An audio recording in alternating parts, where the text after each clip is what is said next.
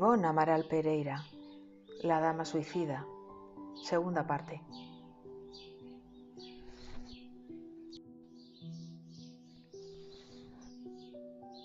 Cuando comencé con esta biografía, nunca pensé que la vida de Ivonne iba a tener tanto contenido, pero me di cuenta que no era tanto por lo que pudiera encontrar de su vida, sino por todos los fenómenos que vivió y que ella misma cuenta en sus libros autobiográficos. Cuando contaba con 26 años, se fue a vivir a la ciudad de Labras, al sudoeste del estado de Minas Gerais. Aquí comienza a trabajar en el antiguo Centro Espírita de Labras, donde tuvo muchas experiencias mediúnicas y aprendió mucho sobre obsesiones y suicidas. Mientras trabajaba en estas sesiones o como recetista en el Centro Espírita, Ivonne trabajó en su obra maestra, Memorias de un suicida. Esta obra tiene una bonita historia. La manera de recibir la información de las obras psicografiadas por Ivonne es del todo curiosa, porque ella se desdobla y los espíritus la llevan al mundo espiritual, donde están las escenas que ella iba a escribir. Allí veía los asesinatos, veía los suicidios, las matanzas, la arquitectura del lugar, el entorno, los personajes, y luego retornaba al cuerpo y a través de ella se escribía la psicografía. Ella decía que el ser testigo de la escena hacía que tuviera una percepción mucho más clara de los sucesos. El protagonista de esta obra es Camilo Castelo Branco, un escritor portugués que se quitó la vida cuando descubrió que se quedaba ciego. Ellos comenzaron a escribir el libro en el año 1926, pero este no tenía mucha coherencia, porque el Camilo, al no ser espírita, narra las experiencias con las emociones, sentimientos y percepciones que allí tenían las cosas, pero no desde el punto de vista doctrinario. Parece ser que Ivonne inicialmente no da mucha credibilidad al libro, ya que todo lo que allí se narra no se había escuchado antes. Daros cuenta que todavía no estaban escritos los libros de André Luiz y Chico Xavier, y todo este relato le pudo parecer extraño. En 1944, después de 18 años con esta obra, lleva a la Federación Espírita Brasileña las 600 páginas del manuscrito. El presidente de aquel entonces, Manuel Quintao, no presta atención a la obra, así que Ivonne se vuelve a casa con el manuscrito y decide quemarlo, pues no le encuentra un sentido y piensa que nunca lo publicarán. Cuando enciende la cerilla, una mano materializada se coloca a la frente de ella y le dice que no haga eso, que guarde el manuscrito porque no está terminado y que en el tiempo oportuno lo vendrán a revisar. Ella reconoce a Becerra de Meneses en la voz que escucha y hace caso guardando la obra. Pasado un tiempo se pone en contacto con ella, León Denis, y le pide el manuscrito para, entre los dos, revisarlo, reorganizarlo y colocar la doctrina espírita que falta en el texto. Después de 11 años, en 1954, ya introducidos los puntos doctrinarios que enriquecieron la obra, vuelve a la Federación Espírita Brasileña.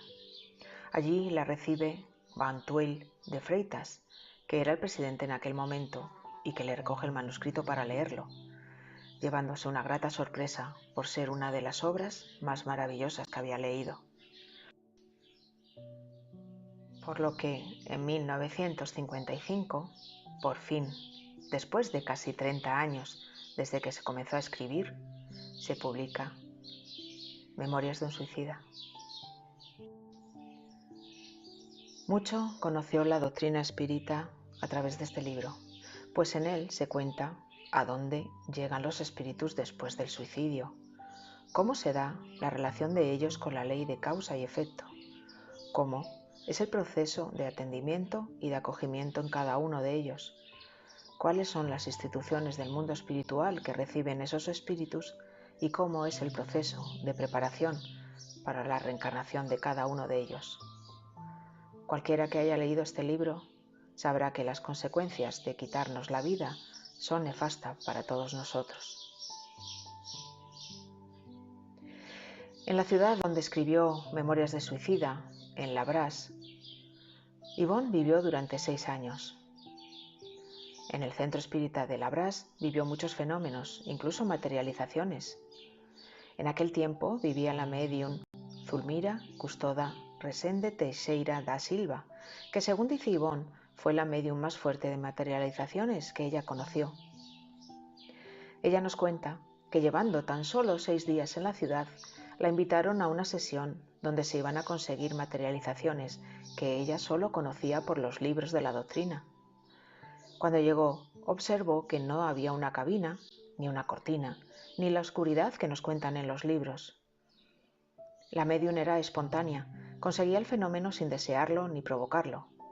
El ectoplasma se elevaba al lado de Zulmira, desprendiéndose de ella y moldeando la entidad comunicante a la vista de todos, estando la médium y el espíritu visibles en todo momento.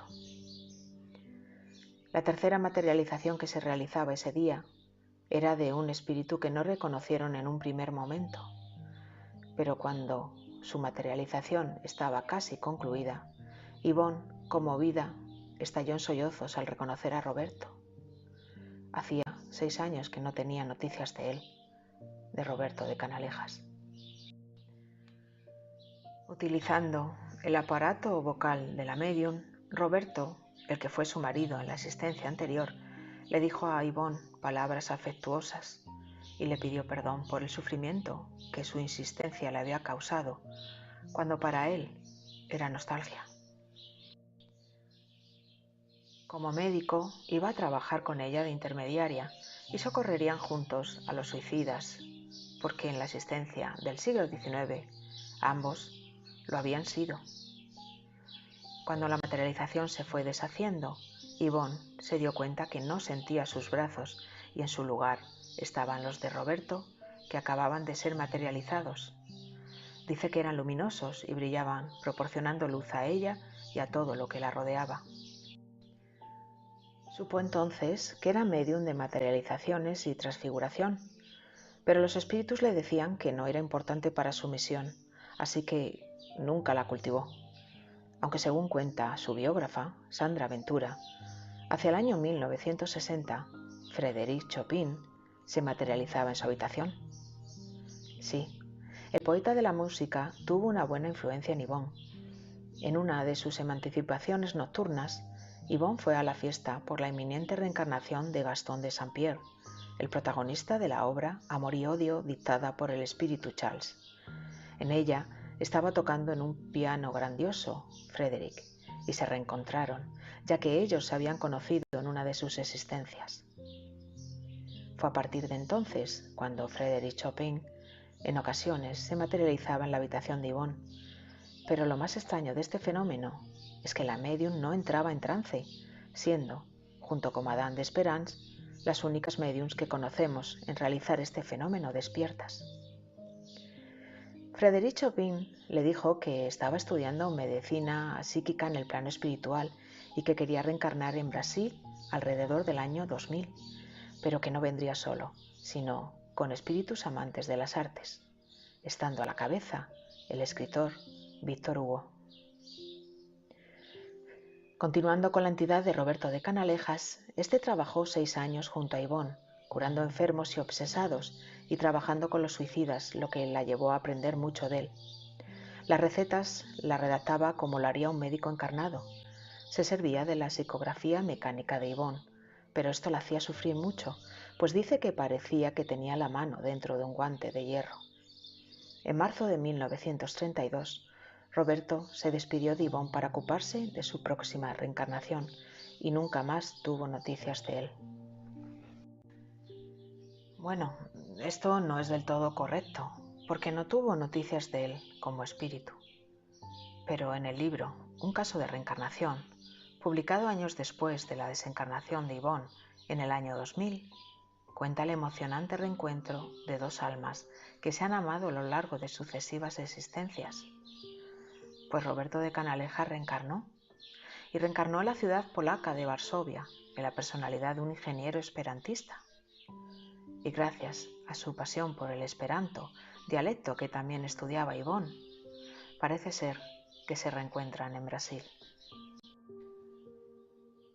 Nos sigue contando las sesiones de materialización que tuvo con la medium Zulmira Teixeira, diciendo que vieron al guía espiritual de esta, llamado San Gerardo Majera, y que Yvonne lo califica como el espíritu más bello que nunca pudo contemplar.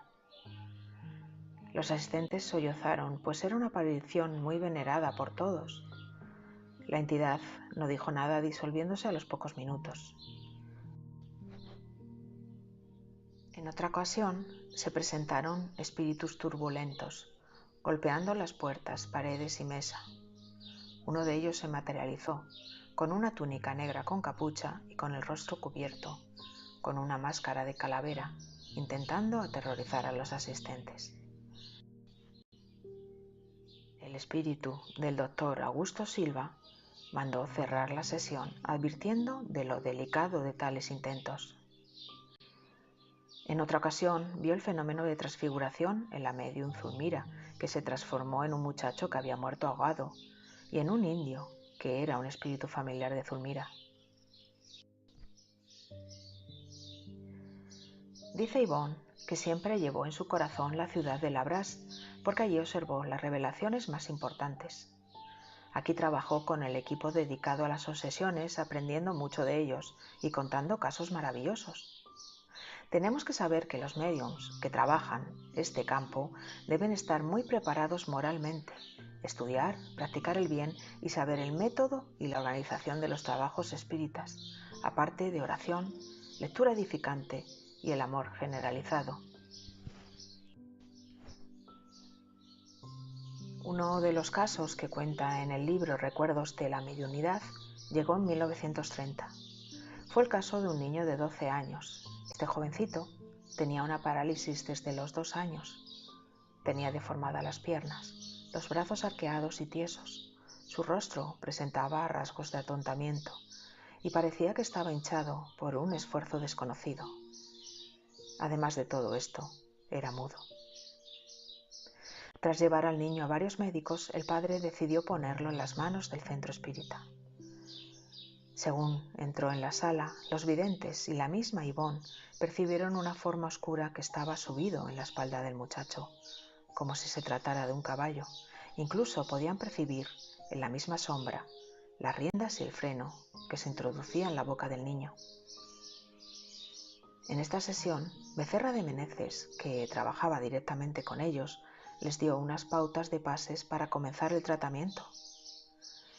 En otra sesión se presentó un antiguo esclavo africano de Brasil, rebelándose contra la violencia que se estaba empleando contra él al aplicar los pases para quitarlo del dorso de su corcel, como él le llamaba. Parece ser que el niño era la reencarnación de su bisabuelo, un esclavista que trataba a los esclavos como burros, por lo que este hermano, tomándose la justicia divina por su cuenta, lo obsesionó como burro de carga. Según cuentan, el obsesor fue retirado fácilmente y el niño se curó totalmente en 30 días. Ya curado, comentó que él sabía hablar, pero que no le salía la voz porque algo raro le apretaba la lengua y le presionaba la garganta. Eso raro, como él decía, debía de ser el freno forjado con las fuerzas invisibles del esclavo. Pero no todas las obsesiones pudieron ser curadas. Ella cuenta el caso de una joven llamada Marta, que casada por amor con su primo, 15 días después de su unión comenzó a sentirse mal. Ella decía que una sombra masculina se acercaba a ella en el sueño y la ataba fuertemente con cuerdas de los hombros a los tobillos. Empezó a vivir asediada por angustias y miedos, y si su familia la hubiese llevado entonces a un centro espírita, quizás se pudiera haber hecho algo, pero la llevaron al médico. Progresando rápidamente el mal, se veía atada por cuerdas, rígida y con los brazos pegados al cuerpo, impedida de movimientos. Necesitaba de ayuda externa para alimentarse y para su higiene personal. Al final, la joven dejó de hablar y fue cuando la llevaron al centro espírita. Allí los mentores le dijeron que el mal era una obsesión por venganza de ofensas pasadas y celos pasionales, que era incurable y que la paciente moriría al dar a luz, pues estaba embarazada de unos meses. A pesar de todo, siguieron trabajando con ella. Incluso fue ingresada en una casa de salud espírita, recibiendo tratamiento médico y espírita. El obsesor nunca dijo por qué la odiaba tanto. Solo decía que le pertenecía, que era su esposa y la de ningún otro. Parece ser que en la anterior existencia ella le había sido infiel y consideraba adulterio el matrimonio actual. Marta había prometido fidelidad al antiguo esposo durante la estancia de ambos en la vida espiritual. En cuanto al bebé, el equipo mediúnico pensaba que también debía estar implicado, de alguna manera, en el drama del pasado, según podían deducir de otros casos descritos en obras mediúnicas. Los médiums videntes lo describían como un hombre joven trajeado al estilo de inicio del siglo XIX, y sus duras facciones demostraban gran odio. No se pudo hacer nada y la enferma murió. Tristemente, no había condiciones físicas para el nacimiento del bebé y al enmudecer no fue posible saber lo que sentía, impidiendo así la cesárea. Como este terrible caso, muchos pasaron por la vida de Yvonne durante los 54 años de trabajos mediúnicos. Al igual que en este centro, trabajó en diversos centros espíritas como medium psicofónica, entrando en contacto con obsesores, obsesados y suicidas. A estos últimos les tenía mucho cariño al sentirse identificada con ellos. Yvonne tuvo una mediunidad muy diversa. Fue medium de psicografía. Asistida por Roberto de Canalejas y por Becerra de Meneses, fue medium recetista, haciendo recetas homeopáticas. Fue también medium pasista, de incorporación, de visión, incluso como vimos anteriormente, poseía la mediunidad de materialización. Para ganarse la vida realizaba costura, bordados, encajes, etc. Dijo que su educación patriarcal hizo que viviera separada del mundo, lo que le favoreció su desenvolvimiento mediúnico, pero a la vez tuvo una gran timidez y excesiva tristeza. Se consideraba una medium independiente, no sometiéndose a los obstáculos burocráticos que algunos centros ejercían sobre sus trabajos. Seguía a Jesús y para él trabajaba, ejerciendo la caridad en cualquier momento. Como el trabajo caritativo que realizó en junio de 1935, cuando llegó a la ciudad de Petrópolis, ciudad del estado de Río de Janeiro. Allí se alojó en una casa con aire europeo que tanto le gustaba. También fue atraída, sin saberlo, por el suicidio de su antiguo propietario. Al traspasar el umbral de la casa, ya tuvo una sensación de angustia y aflicción que le provocaba volver a su antiguo domicilio. En la primera noche comenzó a escuchar estertores de una persona. Estos ruidos venían del desván. Un día decidió visitarlo y al entrar sintió una influencia que la hizo llorar sin saber por qué. Pasados 2 meses, cuando estaba leyendo el Evangelio según el Espiritismo, pudo ver cómo un hombre estaba tirado en el suelo del desván, bañado en sangre, debatiéndose en unas convulsiones de una agonía dolorosa por un disparo en el corazón. Pidiendo ayuda mentalmente a sus guías, le dijeron que debía orar. Al día siguiente, preguntó a los dueños y estos le informaron que el antiguo dueño de la casa y constructor de la misma se había suicidado en el desván de un tiro en el pecho hacía 10 años, que era alemán y se llamaba Guillermo. Durante todo un año atendió a este hermano, que se encontraba en un traumatismo vibratorio causado por el suicidio. Según le explicó Camilo Castelo Branco, su afinidad con él estaba causada porque ella había sido suicida. Al final, unos días antes de dejar Petrópolis, Guillermo fue retirado del desván.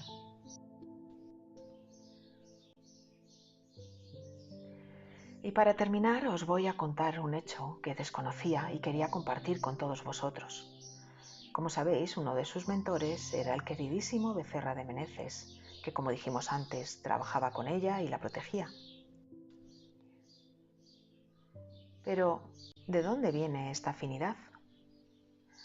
Pues bien, hemos encontrado un testimonio que dice que el doctor de los pobres había sido su padre en la historia que relata en el libro En las vorágines del pecado, muriendo asesinado unos días después de la llamada matanza de la noche de San Bartolomé por ser él también un hugonote. Os espero en la tercera parte de la biografía de Yvonne, donde hablaremos de sus otros casos que le ocurrieron, de su literatura y, por último, de su desencarnación.